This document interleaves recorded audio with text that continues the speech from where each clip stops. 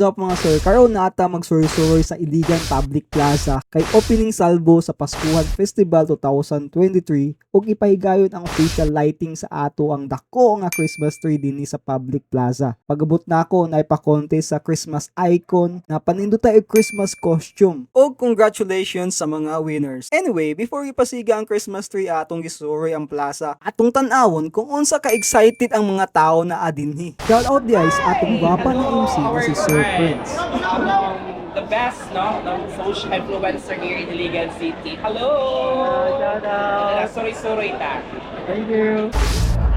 Time for our mga activities. No, wala tayong wala maghubot ng may tabo. Shout out kang Idruso. Iyap di mo. Hi Gian! Shout out kay Yums, di mo kaya, pinaka-idol sa Iligan rapper. Shout out! Shout out sa imong kan Hawud. Hawud stock. Sorry, Mari si Sorry. Hi, shout out! Most one, yung best social media influencer. Ay, kauban na to si Lagay sa Iligan, no? Ano yung photographer kita, Yahoo? Ano yung talented? Shout out! Shout out daw sa Manulong TV. Anong sa? Manulong daw, Manulong TV. Ikaw?